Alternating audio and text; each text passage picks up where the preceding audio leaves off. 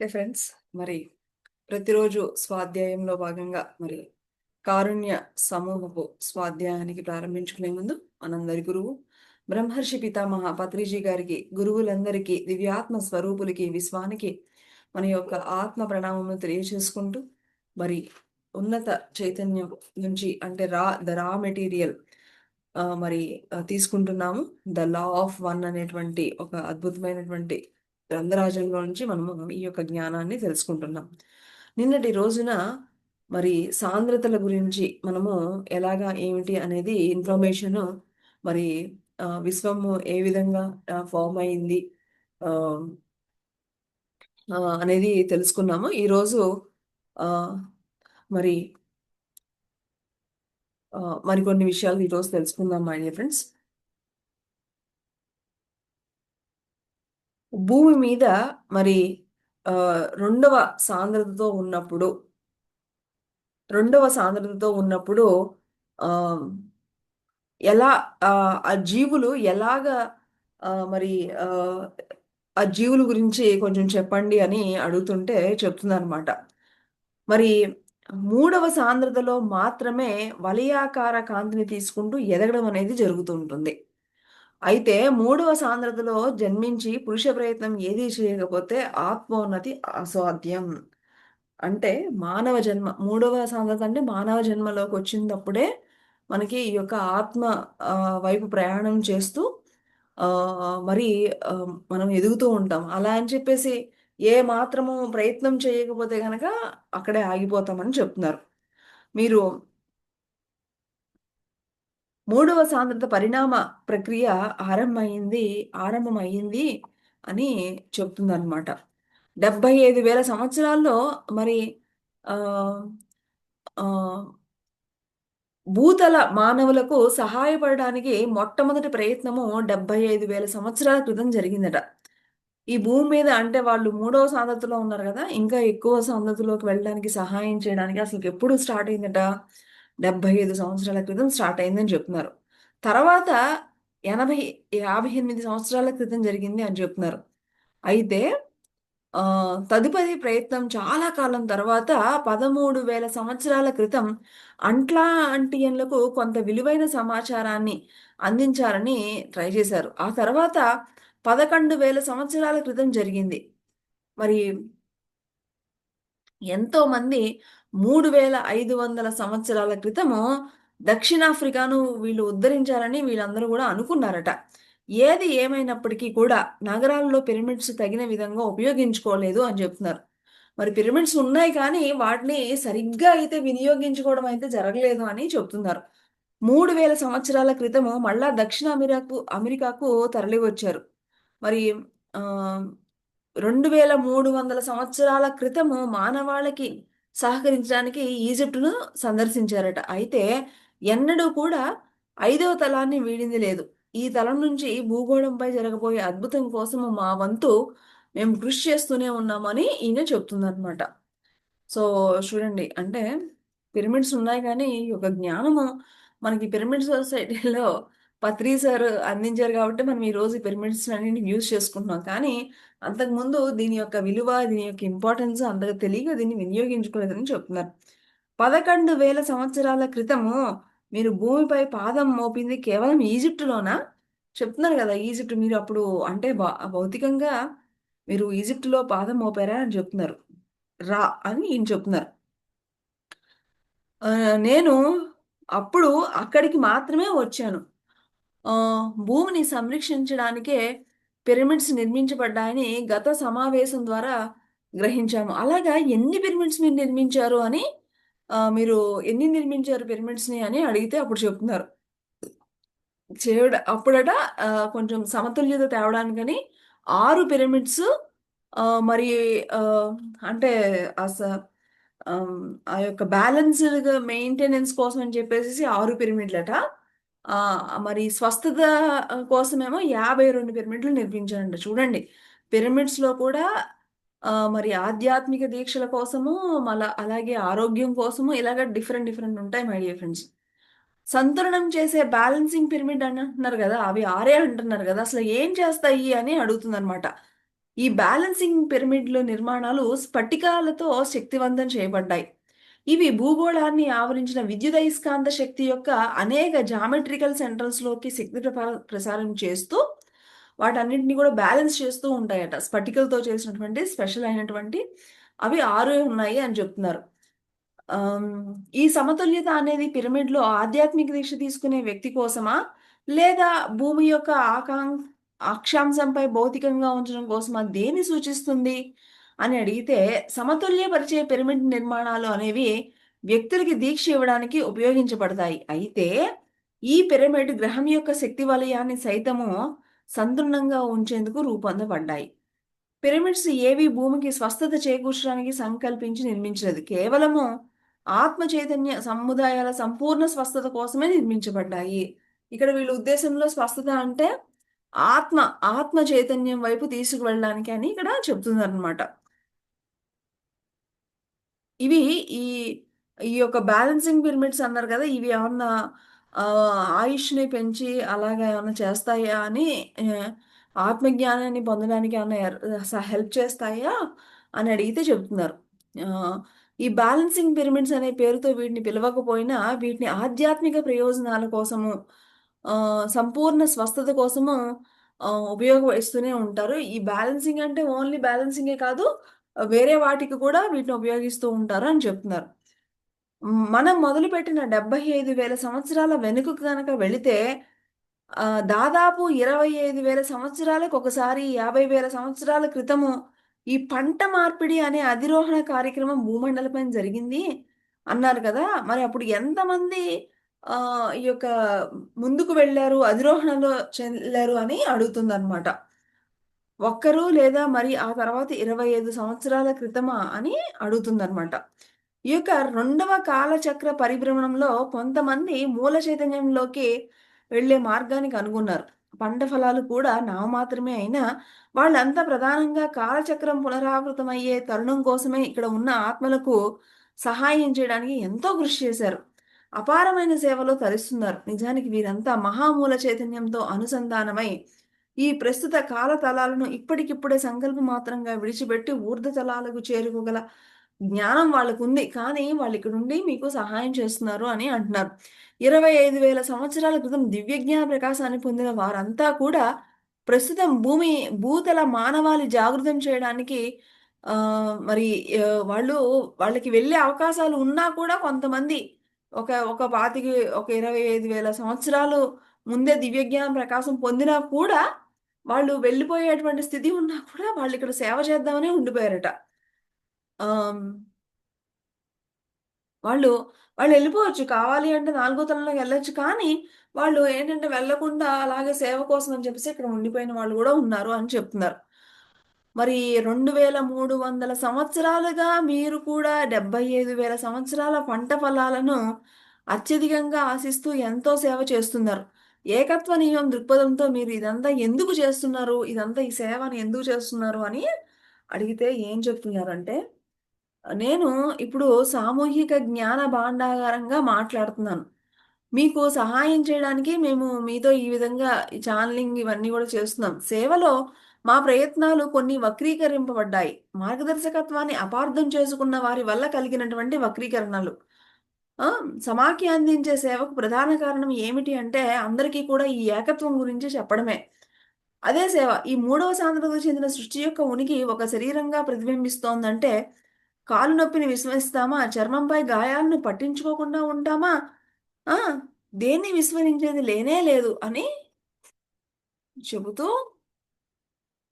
దుఃఖరాహిత్యాన్ని పొందిన మేము అందరి బాధల్ని మేము ఈ దుఃఖం నుంచి బయటపడ్డాం కాబట్టి మేము అందరినీ వీటి నుంచి బయటపడడానికి మేము కంకణం కట్టుకున్నాము అని చెప్తున్నారు. ఆహ్, ఈ ఈ అనే ఈయన 6వ తలానికి చెందిన వారము అని చెప్తున్నారు. 7వ తలానికి చేరాలనే తీవ్రమైనటువంటి తపనలో ఉన్నాము మేము అని చెప్తున్నారు. మాకు సుమారు 2.5 మిలియన్ల సంవత్సరాలకు ఒకసారి మాత్రమే ఈ ఆరోహణ అవకాశం ఉంటుంది. అప్పటికంతా మేము రెడీగా ఉండాలి. అదే మా యొక్క ఆకాంక్ష. మరి మీరు అందుకనే సేవ చేస్తున్నారా? మీరు ఎదగడానికే సేవ చేస్తున్నారా? అంటే అవును. మేము ఏకత్వ నియమాన్ని తెలుపుతూ ఈ ద్వంద్వాలన్నింటినీ గూడా రూపుమార్చి ప్రేమను పంచడానికి మేము ఇవన్నీ చేస్తూ ఉంటాము. అంటే, అవునా! అయితే మీ యొక్క కాలచక్రం ఎంత అంటే 75,000,000 సంవత్సరాలు అని చెప్తున్నారు.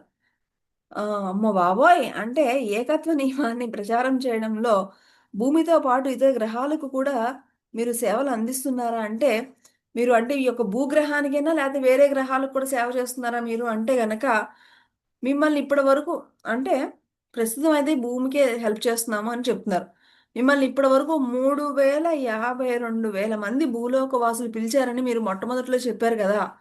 మరి వీళ్ళందరూ గూడా ఏకత్వం గురించి అర్థం చేసుకున్నారా అని అడిగితే, మేము అది కరెక్ట్‌గా మేము చెప్పలేము. మమ్మల్ని పిలిచే ప్రతి ఒక్కరు గూడా తమ సమస్యకు పరిష్కారాన్ని పూర్తిగా అర్థం చేసుకోలేకపోవచ్చు. అంతేకాక ఇంతకుముందు ఎప్పుడూ ఎవ్వరిని పిలవని వారు తీవ్రమైన దుఃఖంలో మునిగి యాదృచ్ఛికంగా స్వయంగా సమాధానం గూడా పొందవచ్చు. పిలుపుకి పరిమితులనేవి లేవు. ఆత్మ చైతన్య సముదాయాల సంఖ్యను విని అవగాహన చేసుకున్న వారినే మేము అందరికీ మీరు ఎంతమందికి హెల్ప్ చేసాము, అందరూ ఏకత్వం అర్థం చేస్తున్నారంటే అది మేము సరిగ్గా అది వాళ్ళ వాళ్ళ స్థితిని బట్టి ఉంటుంది. మేము చెప్పలేము అని చెప్తున్నారు. ఆహ్ మరి మీరు ఇంకా దీన్ని ఎలాగా ముందు ముందు అందించబోతున్నారు అని అడిగితే సాధారణంగా మేము ఇలాంటి మాధ్యమాలనే ఎంచుకుంటాం. అయితే చాలా సందర్భాలలో కళల ద్వారా కూడా మా గురించి మేము ఆహ్, కొంచెం అప్పుడప్పుడు గూడా చెప్తూ ఉంటాము అని చెప్తున్నారు. మరి ఆహ్, మీరు కళల్లో ఎవరినైనా సంప్రదించారో వారంతా నిజానికి ఏకత్వ నియమం కోసం అన్వేషిస్తున్నారు అయి ఉంటారు. అవునా? మీరు కళలో ఎవరు కనిపిస్తారో, ఎవరైతే ఏకత్వ నియమంలో ఉంటారో వాళ్ళకి కనిపిస్తారా అనంటే, నిజమే. ఉదాహరణకి ఈజిప్ట్ దేశస్థులు ఏ సిద్ధాంతంలో ఉంటారు అంటే గనక, వాళ్ళు సృష్టికర్త యొక్క వివిధ భాగాలను ప్రత్యేకంగా ఆరాధిస్తారు. ఆహ్, మేము గూడా చెక్ చేస్తామనమాట. ఎవరు ఈ స్థితిలో ఉన్నారు అని చెప్తున్నారు. మరి ఆహ్,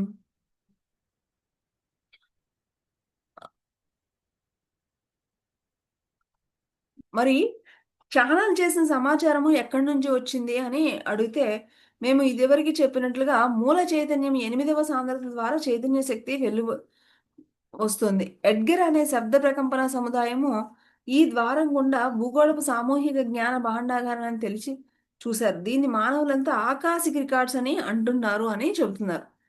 మేము మీ బృందానికి ఇందులో ప్రతి ఒక్కరిని పరిశీలించి శరీర సముదాయంతో ఎంత ఆత్మశక్తి కలిగి ఉన్నందుకు మిమ్మల్ని సంప్రదించాము అని చెప్తున్నారు.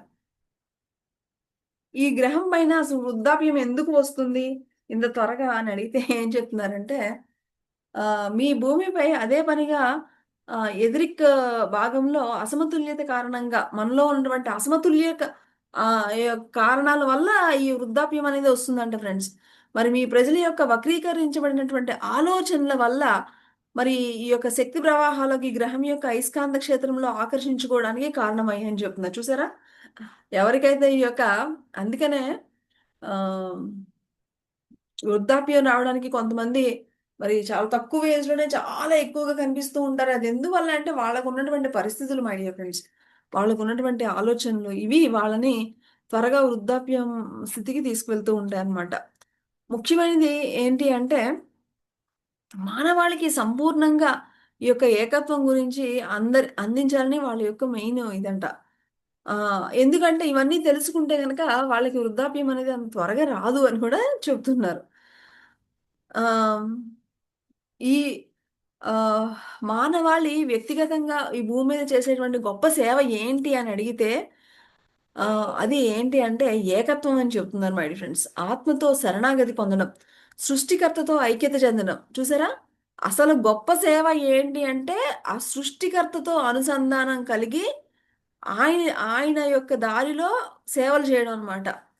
ఆహ్, ఈ ఆత్మార్పణ నుంచి మరి అనేక స్థాయిలు, అనేక అవకాశాలు గూడా వస్తాయి అని చెప్తున్నాను మై డియర్ ఫ్రెండ్స్. చూసారా? ఆహ్,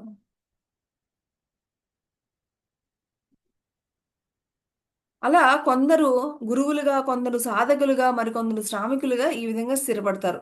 ఎవరైనా ఏకత్వ నియమాసారంతో సంపూర్ణంగా మమేకం అయిన వారు వృద్ధాప్యం అనే భౌతిక ప్రక్రియకి లోనవుతారా అంటే సంపూర్ణంగా గనక అయితే ఆహ్, ఆ వ్యక్తికి వృద్ధాప్యం అనేది ఉండదంట మై డియర్ ఫ్రెండ్స్. కానీ కొంచెం అలసట అనేది ఉంటుంది గానీ, వృద్ధాప్యం అనేది వాళ్ళ జోలికి రాదట. ఆత్మజ్ఞాన పాఠాలు నేర్చుకున్న తరువాత ఎవరైనా దీనిని వదిలి వెళ్ళాల్సిందే. ఏది ఏమైనా సముచితమైనదే కానీ, మీ సాధారణ మానవాళికి అనుభవం కాని వృద్ధాప్యం అది. ఆత్మ అవగాహన నెమ్మదిగా వస్తుంది. శరీర వ్యవస్థ వేగంగా నశిస్తుంది అని చెప్తున్నారు. మరి, మరి అంటే మనకి ఎంత అన్నీ గూడా మన యొక్క వృద్ధాప్యానికి అంతటికి గూడా కారణం మన యొక్క ఆలోచనలు, మన యొక్క పరిస్థితులు. ఎవరికైతే ఎక్కువ ఈ యొక్క జ్ఞానం ఉంటుందో వాళ్ళకి ఇది కొంచెం దూరంగా ఉంటుంది అని చెప్తున్నారు. సమతుల్యత గురించి మరింత వివరంగా మాకు చెప్తారా అంటే, మీరు అనంత తత్వాన్ని ఊహించుకొని చూడండి. మీరు ఏ చిత్రమో రాలేదు కదా! కదా! అలా ఈ ప్రక్రియ ఆరంభమవుతుంది. దివ్య ప్రేమ కాంతిని సృష్టించి కాంతిగా మారి భూగోళంపై విద్యుదయస్కాంత వలయం గుండా అంతటికి వ్యాపిస్తుంది. మరి అలాగే ప్రతి వ్యక్తికి విద్యుదయస్కాంత శక్తి క్షేత్రాల్లోకి వచ్చి చేరుతుంది. సమతుల్యతలో ఉన్న వ్యక్తి యొక్క ప్రతి ఒక్క శక్తి కేంద్రము గొప్ప ప్రకాశవంతంగా, పరిపూర్ణంగా ఉంటుంది. గ్రహం యొక్క శక్తి క్షేత్రంలో ఉన్న అవరోధాలు అన్నీ కూడా మరి ఆహ్, ఈ యొక్క ఏదైనా అవరోధాలుంటే గనక ఆ శక్తి తీసుకోకుండా అసమతుల్యంగా ఉంటాయి. కాబట్టి వాస్తవానికి ఉన్నదంతా కూడా శక్తే. దాన్ని మీరు ఎలాగన్నా పిలవండి. ఉన్నదంతా ఒకటే అని చెప్తున్నారు. అది మీరు దివ్య కాంతి అంటారా? దివ్య ప్రేమ అంటారా? దివ్య జ్ఞానం అంటారా? ఏదైనా ఉండొచ్చు. కానీ ఉన్నదంతా ఒకటే అని చెప్తున్నారు. ఒక వ్యక్తి ఎవరైనా సరే తమలని తాము సమతుల్యంగా ఉంచుకోవాలి అంటే బ్యాలెన్స్‌డ్‌గా ఉంచుకోవాలంటే ఏమి చేయాలి అని జెప్తున్నారు. అది ఏమిటి అంటే ఆహ్, మనసు, శరీరము, మనసు, ఆత్మ ఈ మూడిటిని గూడా చక్కగా బ్యాలెన్స్‌లో ఉంటే ఆటోమేటిక్‌గా అంటే ప్యూర్‌గా అన్నమాట. మనసా వాచా కర్మ ప్యూర్‌గా ఉండాలి అంటారు గదా! అదే అన్నమాట. ఆహ్ ఈ మూలాధార శక్తిని చక్కగా అవగాహన చేసుకొని అంగీకరించడం ప్రధానమైనది. అవరోధాలు ఏర్పడితే భావోద్వేగ లేదా వ్యక్తిగత సముదాయంలో కొన్ని ఆరెంజ్ రే కాంప్లెక్స్ అంటారు. మరి ఇవి స్వాదిష్టాన చక్రాల్లో అవరోధాలు స్వీయ అవగాహనలో లోపాలు, భావోద్వేగ వైపరీత్యాలు ప్రతిబింబిస్తూ ఉంటాయి అని చెప్తున్నారు. అంటే ఫ్రెండ్స్ ఇక్కడ ఆహ్, ఒక్కొక్క ఆహ్, కలర్స్ గురించి ఇక్కడ చెప్తుందన్నమాట. బ్లూ రేస్, అలాగే గ్రీన్ రేసు, యెల్లో రేసు వీటి గురించి మనకి ఇక్కడ చెప్తున్నారు. ఎలాగా ఏంటి అనేదనమాట. సో, ఫస్ట్‌ది ఏంటి అంటే రెడ్. అంటే ఫస్ట్ మన మూలాధారము అలాగే స్వాదిష్టానం అంటే గనక రెడ్, ఆరెంజ్ గదా! వాటి గురించి ఏం చెప్తున్నారంటే ఆహ్, మరి భూమి యొక్క ప్రకంపన శక్తి సంతులనం చేసుకోవాలి. మూలాధార శక్తి అవగాహన చేసుకొని దాన్ని అంగీకరించాలి అని చెప్తున్నారు. అలాగే యెల్లో అండ్ గ్రీన్ అంటే మణిపూరక అండ్ అనాహత. ఇది ఏమని చెప్తున్నారు అంటే గనక మణిపూరక గ్రంథంలో అడ్డంకులు తరచూ ఆహ్, ఆహ్, సంబంధం ఉన్న వ్యక్తిగత శక్తితో మరి సాంఘిక ప్రవర్తనతో ఎక్కువ ఆ యొక్క మణిపూరక చక్రం దగ్గర ఆ అడ్డంకులనేవి ఉంటాయి. ఎవరైతే ఈ మొదటి 3 చక్రాల్లో గనక అవరోధాలు ఉంటాయో వారికి ఏకత్వ నియమాన్ని అవగాహన చేసుకోవడం కొంచెం కష్టమే అని చెప్తున్నారు. అంటే మొట్టమొదటి 3 చక్రాలు గనక ఎక్కడైతే సరిగ్గా లేవో వాళ్ళు ఏకత్వ నియమాన్ని అర్థం చేసుకోలేరు అని చెప్తున్నారు మై డియర్ ఫ్రెండ్స్. అలాగే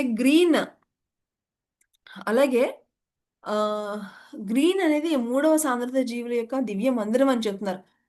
మరి ఈ యొక్క అనాహత చక్రంలో అవరోధాలు విశ్వ ప్రేమను, కరుణను వ్యక్తీకరించడంలో ఇబ్బందులుగా ఉంటాయి. ఇక్కడేమన్నా గనక ఈ యొక్క హృదయంలో గనక ఉంటే గనక అక్కడ ఆ ప్రేమను వ్యక్తీకరించడం కొంచెం కష్టమని చెప్తున్నారు. అలాగే బ్లూ అంటే గనక విశుద్ధ. మరి ఇందులో అవరోధాల వల్ల ఆత్మ చైతన్యం పట్ల అవగాహన లేకపోవడం, అర్థం చేసుకోవడంలో అవగాహన లేకపోవడం, వ్యక్తిత్వంలో ఇవన్నీ చిన్న చిన్న ఇబ్బందులు ఉంటాయని చెప్తున్నారు. ఇతరులు అంగీకరించడంలో ఇబ్బందిని ఎదుర్కొంటూ ఉంటారట ఇక్కడ ప్రాబ్లమ్ ఉన్నవాళ్ళు. తర్వాత ఇండిగో, తర్వాత ఇంకొంచెం పైగా ఇండిగో దగ్గరికొచ్చేటప్పటికి ఆజ్ఞా చక్రం గదా! మరి అక్కడ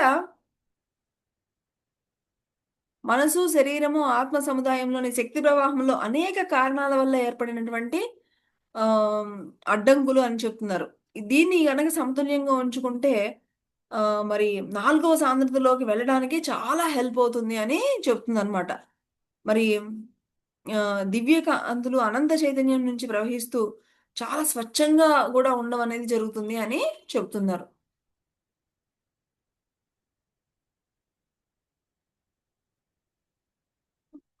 ఓకే ఫ్రెండ్స్. టైమ్ ఎంతయింది? ఓకే. ఓకే. కొంచెం ఉంది చూద్దాం. సహస్రారం యొక్క ఆత్మ యొక్క హృదయం అని చెప్తున్నారు. ఇది ఏంటి అంటే, ఈ అత్యున్నత స్థాయిలో మరి సహస్రారం అంటే ఇప్పుడు మనం అన్ని చక్రాల గురించి చెప్పుకుంటున్నాం గదా!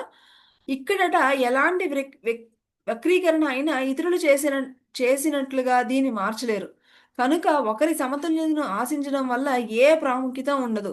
ప్రతి ఆత్మాన్వేషి ఏ గురువులు, మాంత్రికుల జోలికి వెళ్ళకుండా స్వయంగా సాధన చేసుకోవడం, తనంతట తానే జ్ఞానోదయం పొందడం అవసరము. చూసారా ఈ పాయింట్? ఏ గురువులు, ఏ మాంత్రికుల దగ్గరికి వెళ్ళకుండా స్వయంగా సాధన చేసుకోవడం, ఎవరికి వారే జ్ఞానోదయం పొందడం ఎంతో అవసరం అని చెప్తున్నారు. మూడవ సాధనత ఆవరణంలో ఇది ఏమాత్రం సంతులనం ఉండదు అని చెప్తున్నారు. మేము మీ నుంచి నేర్చుకుంటూ ఉంటాము. మేము మీకు నేర్పిస్తూ ఉంటాము. అలాగే మీ నుంచి కూడా మేము కూడా నేర్చుకుంటూనే ఉంటాము అంటున్నారు. ఒకవేళ మేము మీకోసం నేర్చుకుంటే, అది స్వేచ్ఛా సంకల్పం యొక్క వక్రీకరణల మార్గంలో ఉంటుంది అని చెప్తున్నారు. ఎందుకంటే, ఈ భూమి మీద ప్రతి ఒక్కళ్ళకి స్వేచ్ఛ ఉంటుంది. మీ మంచి కోసం అని చెప్పేసి మీరు నేర్చుకోవాల్సింది మేము నేర్చుకున్నాం అనుకోండి, అదక్కడ పాఠం నేర్చుకున్నట్లు ఎలా అవుతుంది కాబట్టి, అది విరుద్ధం కాబట్టి మేము అలా చెయ్యము అని చెప్తున్నారు. మనము మనల్ని, ఇతరులను అలాగే సృష్టికర్తను అర్థం చేసుకోవడము, అనుభూతి చెందడము, అంగీకరించడము ఇవన్నీ గూడా దైవం యొక్క హృదయాన్ని చేరుకునేటువంటి మార్గాలు అని చెప్తున్నారు. ఫస్ట్ మనల్ని ఫ్రెండ్స్ మనం ఎక్కడెక్కడో అనుకుంటాం. ఫస్టు అర్థం చేసుకోవడం ఉండాలి మై డియర్ ఫ్రెండ్స్. అసలు ఫస్ట్ మనల్ని మనం అర్థం చేసుకోవాలి. తర్వాత మన ఇంట్లో వాళ్ళని అర్థం చేసుకోవాలి. తర్వాత మన చుట్టుపక్కల ఉన్న వాళ్ళని అర్థం జేసుకోవాలి. ఇవన్నీ గూడా ఆధ్యాత్మికత అంటే ఎక్కడెక్కడో కాదు. ఫస్ట్ మనల్ని మనం అర్థం చేసుకోవడం, మన చుట్టూతో ఉన్న వాళ్ళని అవగాహన అర్థం చేసుకోవడం అని చెప్తున్నారు. లేకపోతే ఇవన్నీ అసమతుల్యతలో ఉంటే అసలు అవగాహన ఉండనే ఉండదు అని చెప్తున్నారు. మరి ఇంకా ఏం చెప్తున్నారంటే స్వేచ్ఛా సంకల్పం అనే మొదటి వక్రీకరణ ఎక్కువగా ఆకర్షిస్తుంది. ప్రేమ అనేది రెండోదట. ఈ చైతన్య శక్తిపై మరి వక్రీకరణ సృష్టిస్తుంది అని చెప్తున్నారు.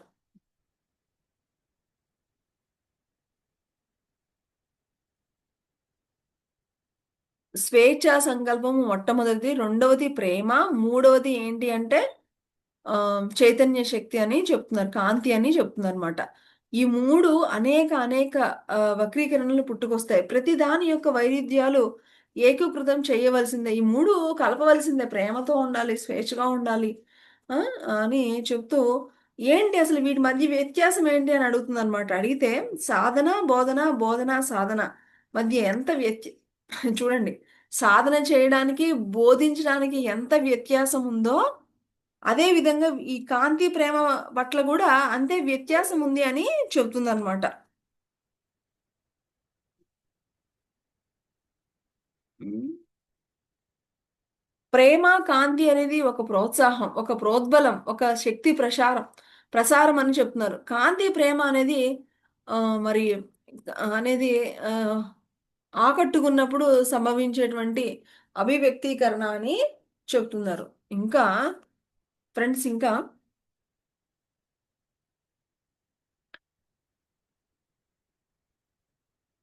ఈ ఈ గ్రహం పైన మూడవ సాంద్రతకు చెందినటువంటి ఆత్మ చైతన్య సముదాయాల స్వేచ్ఛా సంకల్పం కల్ప వక్రీకరణ సంరక్షకులు కాపలా కాస్తూ ఉంటారు. ఆ! మరి సంతులనంలో ఎన్నో పరిణామాలు, స్థాయిలు ఉంటాయి. ఒకరి స్వేచ్ఛా సంకల్పంలో మరొకరు మరి జోక్యం చేసుకునేటువంటి ఆహ్, ప్రయత్నం ఉంటాయి. కానీ అది కరెక్ట్ కాదు అని గూడా చెప్తుందనమాట. ఇంకా ఏం చెప్తున్నారంటే 10 ఆజ్ఞల యొక్క మూలాన్ని నాకు చెప్పగలరా అని అడుగుతున్నారు. అంటే ఏదో 10 ఆజ్ఞలంట. ఏంటో చూద్దాం మరి. రా ఈ ఈ ఆజ్ఞల మూలము సానుకూలమైనటువంటి సముదాయాలపై ప్రతికూలమైనటువంటి సమాచారాన్ని చొప్పించడమే. మరి మనము ఇదివరకే మాట్లాడుకున్నట్లుగా మరి వారు వేరొకరి మీద దురాక్రమణ చేసి బానిసలుగా మార్చుకోవడం ఇలాగా చెప్పారు గదా! సో, ఈ ఉన్నత మార్గాన్ని కనుక్కొని స్థాపించడం ద్వారా ఇతరులకు రకరకాల పరికరాల ద్వారా సేవ చేయడం ద్వారా జరుగుతుంది. మరి ఆజ్ఞలను స్వీకరించిన వారు సానుకూలంగా ఉంటారా? ప్రతికూలంగా ఉంటారా? అంటే నిజానికి దీన్ని గ్రహించిన వారు విపరీతమైనటువంటి సానుకూలతతో ఉంటారు అని చెప్తున్నారు.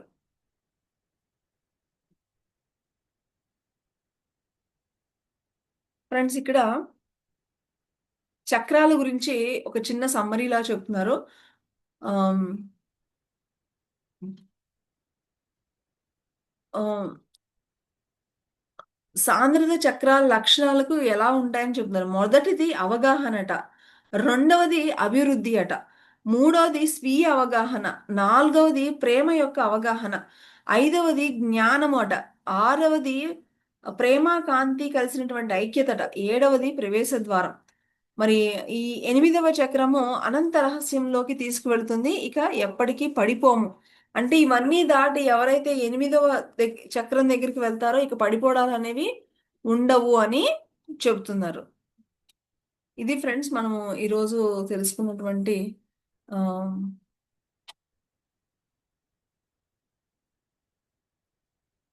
ఇంకా యాక్చువల్‌గా గ్రహాలు వాటి యొక్క సాంద్రతల గురించి కూడా చెప్తున్నారు. అది కూడా చూద్దాం. మన నక్షత్ర మండలంలో అసలు ఎన్ని గ్రహాలు నివాస యోగ్యంగా ఉన్నాయి అనేది క్వెషన్. అడిగితే ఏమంటున్నారంటే, అన్ని తలాలు సాంద్రత పట్ల అవగాహనలో ఉన్నారని అనుకుంటున్నాం. దాదాపు అన్ని గ్రహ మండలాల్లోనూ సుమారు ఐదవ వంతు ఒకటికి మించిన సాంద్రతలు ఉన్నాయి. కొన్ని గ్రహాలు కొన్ని నిర్దిష్ట సాంద్రతలకే ఆతిథ్యం ఇస్తాయి. ఉదాహరణకు మీ భూమండలం ఒకటి. 2, 3, 4 తరాలకు ప్రస్తుతం ఆతిథ్యం ఇస్తుంది. అంటే ఒక్కొక్క గ్రహంలో ఒక్కొక్క కొన్ని సాంద్రతలు ఉంటాయి. ఇప్పుడు భూమి మీద అంటే గనక 1, 2, 3 సాంద్రతల వాళ్ళు ఉంటున్నారు కదా! అలాగా అని చెప్తున్నారు. మనం ఉన్న ఈ నక్షత్ర మండలంలో మొత్తం అసలు ఎన్ని గ్రహాలు ఉండవచ్చు అంటే గనక దాదాపు 67,000,000 మై డియర్ ఫ్రెండ్స్. అయ్య బాబోయ్! చూడండి. నక్షత్ర మండలంలో ఎన్ని గ్రహాలు అంటే గనక 67,000,000 మరి ఆహ్,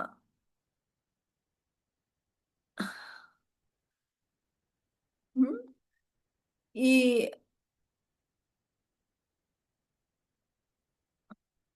మీరు ప్రస్తావిస్తున్నటువంటి మూడవ, నాలుగవ, ఐదవ సాంద్రత గ్రహాల్లో ఎంత శాతము ఆత్మ సేవ పట్ల ప్రతికూలంగా వెళ్ళుతున్నారు అనంటే, ఆహ్, ఆధారంగా అంటే ఆత్మ సేవ ఆధారంగా ఉండే గ్రహ మండలాలు చాలా అరుదట. మీరు ఆహ్, మీ అసలు గ్రహాల సమాఖ్య ఎలా ఏర్పడింది? ఎందుకు ఏర్పడింది? అని అంటే గనక, ప్రేమ మరి అవగాహన యొక్క తలంలో సేవ చేయాలి అనేటువంటి ఆకాంక్ష వల్ల ఇవన్నీ ఏర్పడ్డాయట. అందువల్ల మేము వెల్లడి చేయగూడిన దాదాపు 4% కంటే ఎక్కువ గ్రహాలు సంబంధించిన వారు సేవ చేయాలనే ఉద్దేశంతో రావడం జరిగింది. సో, ప్రతి వారు కూడా వారి యొక్క స్వంత మార్గంలో అద్భుతంగా పనిచేస్తూ మరింత మెరుగైన సేవను అందించడానికి అవసరమైనటువంటి అభిప్రాయాలను ఆహ్వానిస్తుంది. మరి ఆహ్, ఇదంతా గూడా అందరికీ సేవ చేయడానికి ఇవన్నీ గూడా ఆహ్, రావడం జరిగింది అని చెప్తున్నారు. ఇది మై డియర్ ఫ్రెండ్స్ మరి ఈరోజు మరి ఈ రోజుతో మన ఈ యొక్క 'ద లా ఆఫ్ వన్' అనేటువంటి ఈ గ్రంథాన్ని మనం కంప్లీట్ చేసుకున్నాము. సో, మనకి ఈ పుస్తకం ద్వారా మనకి ఆహ్, చాలా అంటే మనము ఈ యొక్క జ్ఞానం లేకపోతే గనక మనము, మన యొక్క కుటుంబము అనేటువంటి ఈ యొక్క పరిధిలో ఉంటాం. ఆ! మన ఇంట్లో మన పేరెంట్సే మనల్ని రక్షిస్తున్నారు అనేటువంటి ఇదిలో ఉంటాం. కానీ ఈ పుస్తకం చదివిన తరువాత మరి దీన్ని కాపలా కాస్తూ ఈ భూమి లాంటి ఇలాంటి గ్రహాలు మనకి తెలిసింది ఒక గ్రహమే కాదు. ఇంకా చాలా చాలా గ్రహాలు ఉన్నాయి. అని మరి వీటన్నింటిని గూడా ఎప్పుడు గూడా ఒక మంచి ఉంటుంది. ఒక చెడు ఉంటుంది. వాటిని ఎప్పుడు ఈ చెడు చేసేవన్నీ వాటి పని అవి చేస్తూ ఉంటాయి. మంచి చేసేవాళ్ళు ఎప్పుడు గూడా ఇలా సేవ పేరుతో వాళ్ళు చేసేవి వాళ్ళు చేస్తూ ఉంటారని మనకి క్లియర్‌గా అర్థమైంది. అలాగే మరి మనకి తెలిసిన ఈ యొక్క భూమి అనేది చాలా, చాలా, చాలా, చాలా చిన్నది. ఇంకా చాలా, చాలా మనము ఎదిగే కొద్దీ, ఎదిగే కొద్దీ ఉన్నత ఫ్రీక్వెన్సీ లోకాల్లోకి వెళ్తూ ఉంటాము. అక్కడి నుంచి ఇక్కడ అందుకనే పత్రి సార్ ఎప్పుడు చెప్తూ ఉంటారు. మనకి ఆహ్ హనుమంతుని తోక వంటిది అని చెప్తూ ఉంటారు. ఈ యొక్క జ్ఞానము జ్ఞానం గురించి చెప్తూ ఉంటే. ఇక్కడ అంతు అనేది లేదు. మనకి తెలిసింది ఒకానొక గ్రహంలో చిన్న మనము చాలా తక్కువ. ఈ విశ్వంలో కొన్ని చూసారు గదా! ఒకానొక దాంట్లోనే ఏకంగా 60,000 గ్రహాలుంటే, ఇంకా ఈ విశ్వంలో చూసుకుంటే ఎన్ని గ్రహాలున్నాయి? ఆ! ఈ భూమి అనే గ్రహంలో మనం ఎంత అసలు? మనం ఏంటి? అని మన స్థితి ఏంటి అనేది మనం ఎవరము ఏంటి? ఈ విశ్వం ఎంత అనంతమైనది అనేది మనకి ఒక చక్కటి అవగాహన మనము ఈ పుస్తకంలో తెలుసుకున్నాం. మరి ఈ యొక్క జ్ఞానాన్ని అందించినటువంటి మరి 'ద లా ఆఫ్ వన్' అనేటువంటి ఈ పుస్తకంలో మనకి ఈ రా మెటీరియల్ అందించిన గురువులందరికీ కూడా కృతజ్ఞతలు తెలుపుకుంటూ తిరిగి రేపటి స్వాధ్యాయంలో కలుసుకుందాం. Thank you.